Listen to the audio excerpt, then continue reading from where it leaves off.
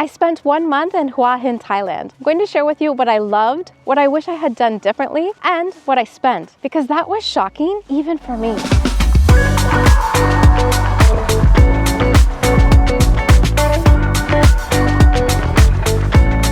I should start off by saying we are not in Hua Hin, we are not in Thailand. We are in Nova Scotia, Canada. I thought this background would be a little bit nicer than doing it from my family's living room. Home to red sandstone cliffs, highest tides in the world. They say Maritimers are the nicest Canadians.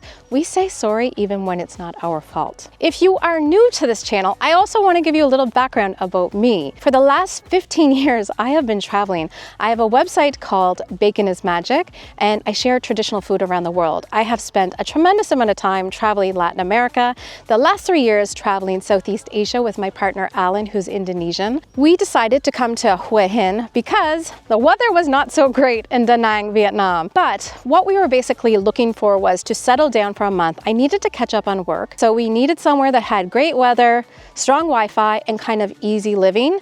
And Hua Hin, from at least what we had seen online on YouTube, checked off a lot of boxes. But I will say this, we didn't do any research because I made a very rash decision in Da Nang to just up and leave and catch a flight that day. But I wanted to share, because of our decision and because we're kind of an unusual age to go to Hua Hin.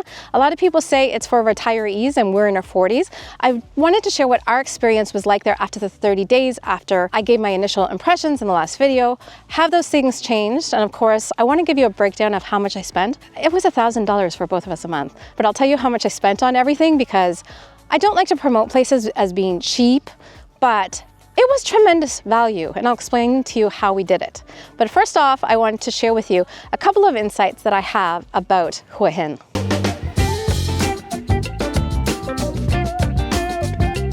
One of the biggest things I hear is that only retirees live in Hua Hin. That's not true at all. There are actually a lot of families. Alan and I are in our 40s, and we did not feel like it was just, everybody retired there. You certainly see people of all ages. You do not see a lot of people in their 20s because there's no club scene. So I think, they're not really interested in that because, when you're a young backpacker, you're looking to party, and you're not looking to party with people in their 40s, and you're not looking to party with people in their 60s. And so you definitely see like a 35 plus, but also you see a lot of people who are looking to take a break or looking for something calm. And I think that's what Hua Hin provides, is that just that calm nature, because without the clubbing scene and all the things that go along with it, it's actually a pretty just very chill, relaxed town. Now, a lot of people will say that makes it boring. But there are so many things to do in Hua Hin. There's the beach, but that's not even the best one. There are fantastic beaches going south that we really loved exploring. And then also you've got Cha Am in the north, which has every weekend, it feels like a different festival or something going on. Also, there are lots of things that the community does. They hold lots of events. And, if you're someone who needs a lot of structured activity, maybe it's not right for you, but if you're willing to go out and check out like the kite surfing competition or a sandcastle, or there's a yoga festival one weekend, basically how we structured it was we would work in the morning and explore in the afternoon. We had a motorbike, so that was actually quite easy to do. And we never felt like we were bored at all in the 30 days. So when people say Hua Hin is boring, I think they might be boring. Now, not everything is peachy keen in Hua Hin. One of the things that I noticed that actually you're going to find in every expat city around the world is that you have this certain segment of the population, which I would say is just not curious, both with expats and with digital nomads too. They are looking to have their life from home, but cheaper. So they want to have, cheap beer, they want to have satellite TV at a sports bar, they want to have Sunday roast. They usually don't know very many words in the local language, and that's not really our vibe. For the digital nomad side, you'll find that they're doing cold plunges and eating smoothie bowls and, again, just not interested. But I think you find that all around the world. When we first moved in, I loved staying at the room. It was fantastic. But I think because of the neighborhood that we were in, and it was so central, we were exposed to that a lot. Now that changed quite a bit when we got a motorbike for the month, because we basically would just work and then go outside the central core, and that's where we found the most interesting thing, and we're actually able to have conversations with people. So that was really nice. So I just think if you're, depending on what you want, if you're looking for Sunday roast, stay central. If you're looking for something a little bit more, you may want to just branch out a little bit to the outside. So if I had to stay there again, if we go back again, which I think we probably will, we'll probably stay a little bit farther outside.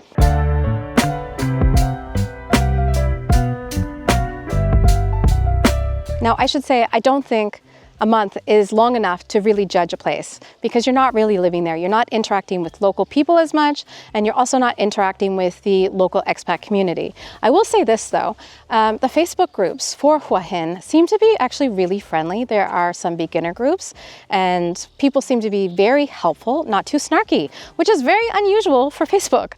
Also, there's specifically a Hua Hin for women, something like that, Facebook group, and they are actually very active, post a lot of things. If you're solo, you can really make a lot of friends, I think, very quickly, which is fantastic. And then if you are coming, the number one thing I would recommend is take a tour with Feast Thailand. So Lee has standard tours where she will share food, but also she has special ones that if there's some kind of festival coming up or something's going on outside of town, they do take people out there, which I think is great, because you can really get out and learn more than just what's in your city. Social media channels are also really great. I'll put them in the description below, because she just shares so much. And for someone like me who's always looking to know more about, local culture, I think she just knows so much. But I know you're wondering, how much did I spend on everything? So let's get to it.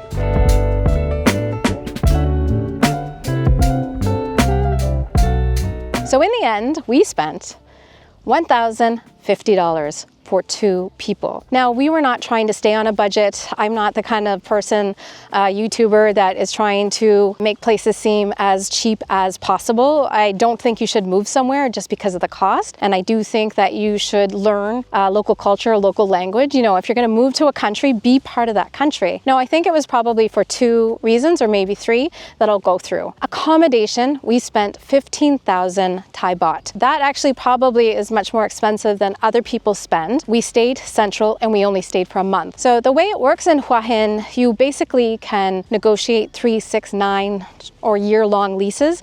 The longer you stay, the less expensive they are. I thought for us, 15,000 was great for 1 month. Considering we had a pool, we had a gym, and the staff, they were fantastic. They really made the trip, and was probably one of my favorite parts. I worked there in the morning, we made our own breakfast, and then we went out in the afternoon and ate out for lunch and dinner. So it was fantastic. So next up, transportation. We rented a motorcycle for a month from Twin Vehicle Rentals, and they were fantastic. They may have just changed their name, I'm not quite sure, but that was 3,850 baht. And then we spent another 1,250 on gas, and we went all over.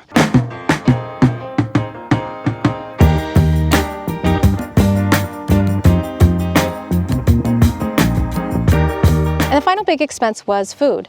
And we kind of said that we were sticking to 500 baht a day, but we never came close to it. If you saw our last video, we ate in the market a lot.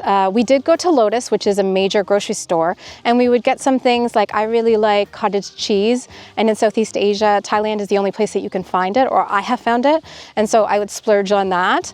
But eating in local places, it was really hard for us to reach that 500. Sometimes we would eat at nicer local places, but still what we would do is, if we didn't reach 500 a day, we stuck that money aside, and then we would get massages, which every week, sometimes twice a week, because they're only 300 to 400 baht each. And I think the reason we didn't spend very much money on food is, 1, Alan doesn't drink, so I would have maybe 1 beer a week at the beach, or maybe 2.